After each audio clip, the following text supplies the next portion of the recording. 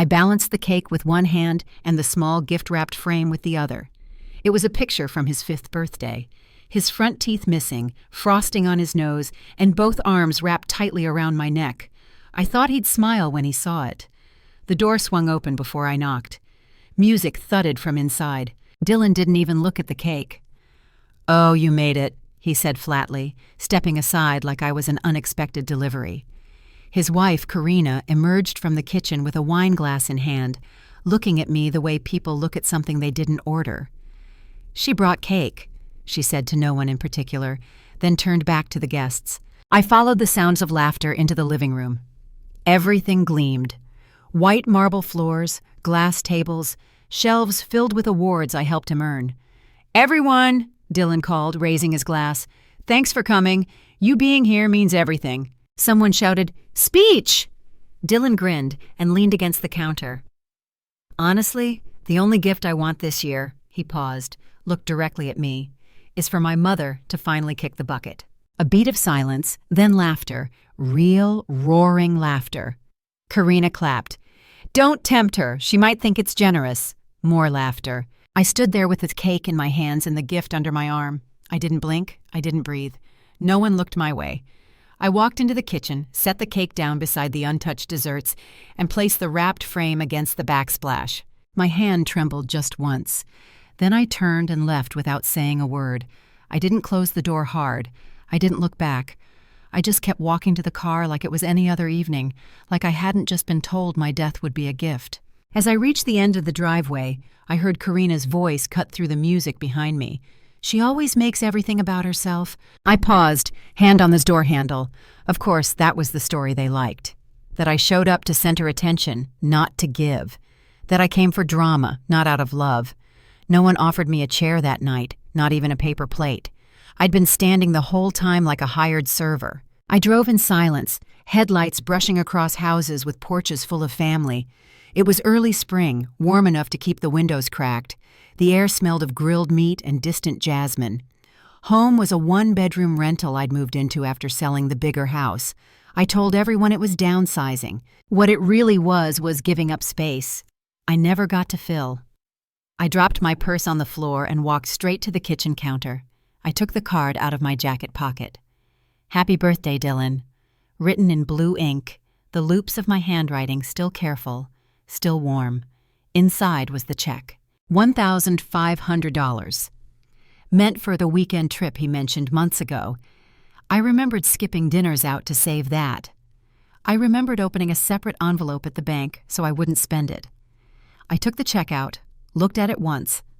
Then I tore it in half, then in half again, then again, until it was nothing but soft, curling bits in my palm. I didn't cry, I didn't speak, I just stood there for a long time. When I finally moved, it was to pull out the old ledger, the one where I used to track every dollar I gave him.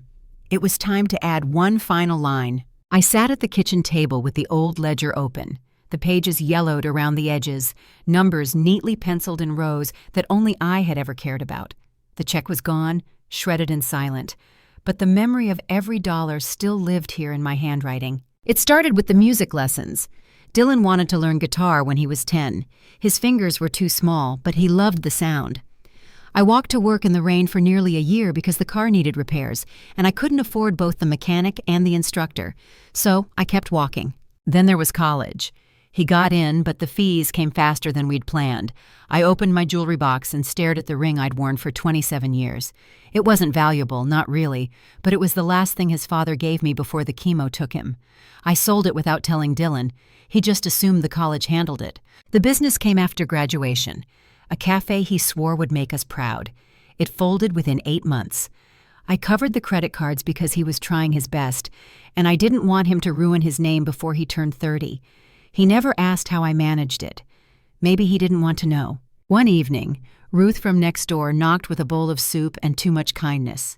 She looked at the open ledger and the stack of envelopes beside me. "You still supporting him?" she asked softly, eyebrows lifted. I nodded. I promised his father I would. Ruth didn't answer, just gave a quiet hum, then set the soup down and left. After she was gone, I whispered it again, like saying it made it less hollow. I promised his father. But the promise felt different now, tight in my throat, heavy in my chest. Not a vow, a trap. I flipped to the last blank page of the ledger and wrote in steady hand. March 5th, no more funding, debt closed. Then I turned to the filing cabinet and pulled out the property folder. The folder was thicker than I remembered. Papers layered with time, contracts, scans of receipts, copies of checks I'd written out in careful script over the years. The deed was still there, right at the top, with both our names typed across the bottom.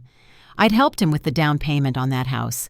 Dylan said it was temporary, just until he got promoted. That was 12 years ago. That was 12's.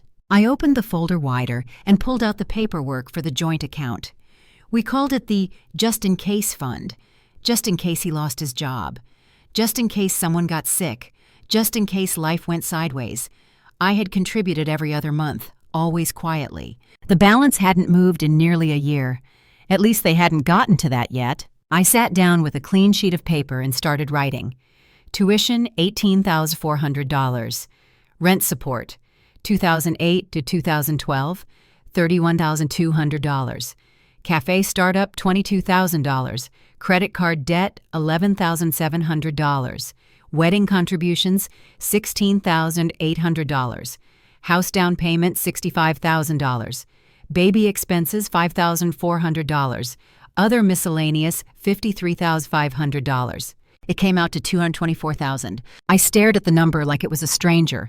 I couldn't believe I'd written that much away from myself. I folded the list crisp and even and slid it into the property folder. Then I opened the small drawer near the back of the cabinet and took out a tiny silver key taped to the inside wall. I hadn't touched it since Gerald passed. The storage unit still held his records. Old ledgers, a few sealed boxes labeled in his tidy print. I'd left them there like tombstones I wasn't ready to visit. But now, I needed to know what he left behind. Gerald was always 10 steps ahead. He never liked Dylan's tone, even back then, and he was careful in ways I hadn't been. I held the key tight in my palm, then dropped it beside the list. My heart was calm, not angry, just ready. I turned out the light in the room and went to pack a small overnight bag. Ruth met me in the parking lot of the bank. She didn't ask questions, just walked beside me the way real friends do, quiet but unshakable. I had the folder under my arm, the one with the account details and co-ownership documents. I'd looked through them 3 times last night, just to be sure.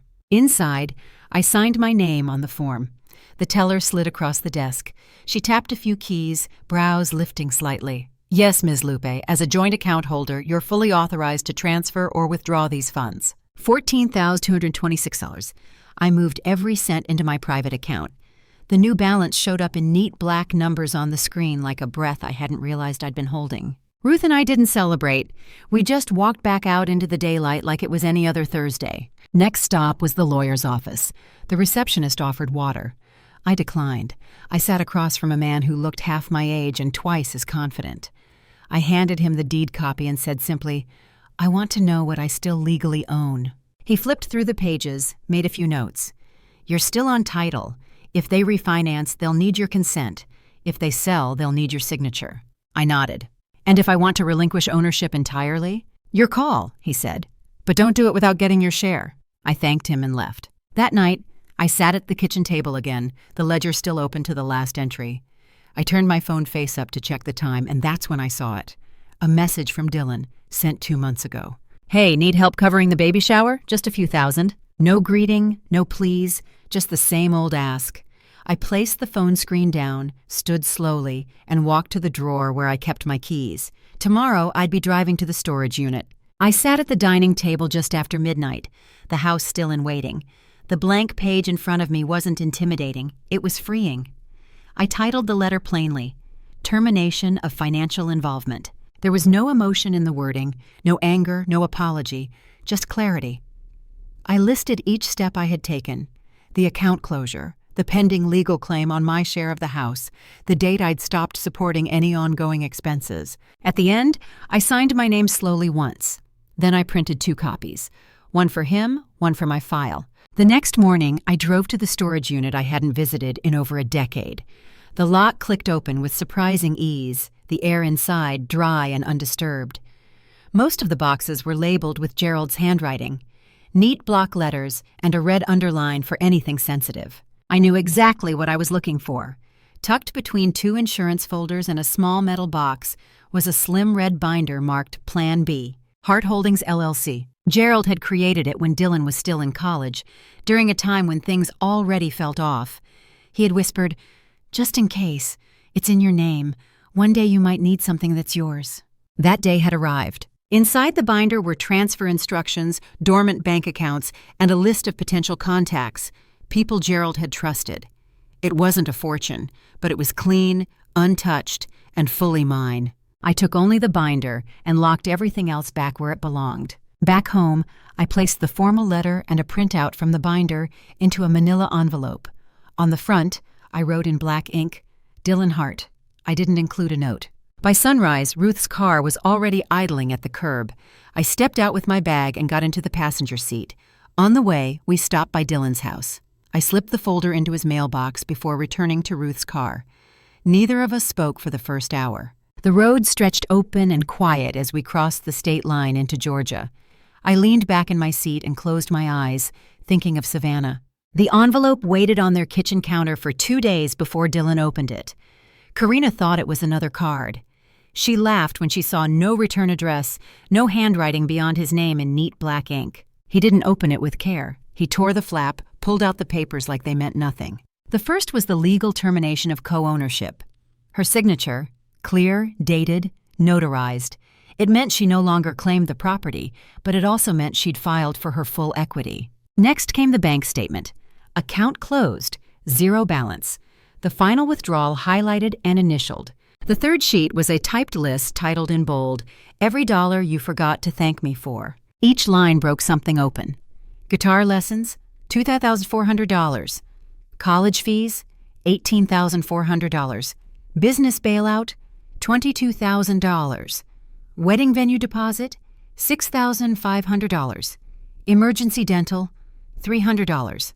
Groceries, 2010 to 2012, $3,200. It ended at the bottom with a total $224,000. No commentary, no accusation, just a tally. And then there was the photo. Dylan, 2 years old, fast asleep in my arms, drooling onto my shoulder, his tiny fingers curled around the strap of my overalls. That was all. No handwritten note, no message. Karina rolled her eyes and muttered, "How dramatic!" But her voice cracked the next morning when the realtor called. The financing Dylan had applied for, a remodel loan based on joint equity, was denied. The new deed, now missing Lupe's name, dropped their available equity by almost half. They'd need to reapply, resubmit, wait. Karina stared at the screen, stunned. She pulled out at the worst possible time. Dylan didn't speak. He was still holding the photo. She took it from his hands and dropped it face down on the counter. Across state lines, I was walking through the halls of an old house in Savannah, one I'd just rented for the year. Ruth had already claimed the sunroom. I stood in the kitchen, sunlight hitting the sink, and unpacked one last box labeled in Gerald's handwriting. Start fresh. The first voicemail came on a Tuesday afternoon. Dylan's voice was stiff, forced, casual. "Hey, Mom. Just checking in. Wondering if we could talk. No big deal." By Thursday, it changed tone. "We're kind of in a tight spot right now. I didn't realize the loan wouldn't go through without your info. Just call me back, okay?" I didn't block the number. I didn't delete the messages. I just let them sit there like unread letters from someone who only remembered me when things broke. Karina tried next. Hers was sharper, thinner. "If this is some kind of punishment, it's cruel. You've made your point." I was in the backyard watering the rosemary bush Ruth insisted on planting. I let the phone ring out in my pocket. Savannah was quiet in the mornings. The house had wooden floors that creaked when I walked across them barefoot. The air smelled of sea salt and old stories. It wasn't luxury, but it was mine. Every Tuesday and Friday, I volunteered at the community center down the road. 2 girls, Nia and Elia, had taken a liking to me. Bright-eyed, fast talkers, always hungry to learn something. One afternoon, Nia asked, "Were you always this calm?" I smiled into my coffee and said, "No, but I earned it." The Gerald Safety Fund, Hart Holdings, was still untouched when I found it. I used a portion to create something new, the Hart Grant, a small scholarship for single mothers going back to school. The first 3 checks had already been sent. Sometimes I caught myself smiling without realizing it. The kind of smile that starts at the ribs and works its way up. Not performative, not polite, real. I kept the photo of Dylan in a drawer, not out of bitterness, but memory. He was someone once. Someone small. Someone I carried. Now he was someone learning to stand on his own. Ruth brought in a stack of envelopes and handed me one with no return address. I opened it, unfolded the letter slowly, and recognized the handwriting immediately. The message came in the form of an email. The sender's name stopped me cold. Lana Hart, Dylan's daughter, my granddaughter. I hadn't heard her voice in over a year. Subject line, "Are you okay, Grandma?" I clicked. "Grandma, why don't you visit anymore? Dad says you're mad at us. I miss you, my birthday's coming up. I still have that book you gave me, the one with the girl who talks to horses. I read it all the time. Please write back." I read it twice, then again. Her words were simple, but they cracked something in me that had hardened too long. She wasn't part of what had happened. She was a child trying to make sense of adult silence. I sat down that night and wrote back, "Dear Lana, thank you for writing to me. I miss you too. I think of you often, especially when I see wildflowers. Do you still pick the yellow ones like we used to? Sometimes grown-ups make choices that hurt even when we don't mean them to. I needed to take a break, not from you, but from some things that were breaking my heart. That's not your fault. It never was. I live in a little house now near the water. It's quiet, and I have a garden with mint and basil and too many birds. I'm sending a picture of it with this message. Maybe one day you'll see it for yourself, but only if it feels right. You are loved always. Grandma Lupe." I attached the photo, a shot Ruth had taken of me on the porch, mug in hand, morning sun on my face. No sadness in it, just peace. I didn't expect a reply, and I didn't check for one. Some things are sent into the world not to be answered, but simply to be said.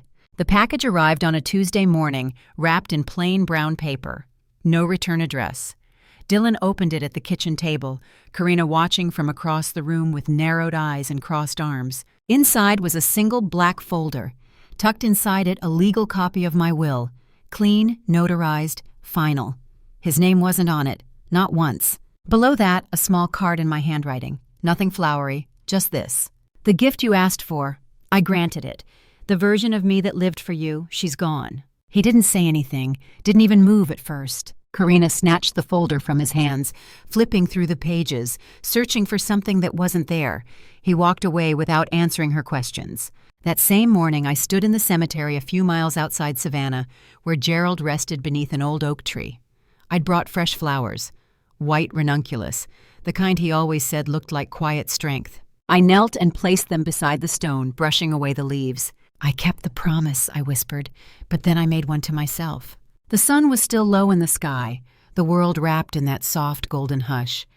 I stayed there a while, not out of sadness, but presence. The woman who knelt at that grave wasn't the same one who stood beside Dylan's birthday cake a year ago. That woman had been trying to be invited, trying to be loved back the way she gave. That woman was gone. What remained was quieter, firmer, whole. I walked back to the car, unlocked the door, and slid behind the wheel. My phone buzzed once in the passenger seat.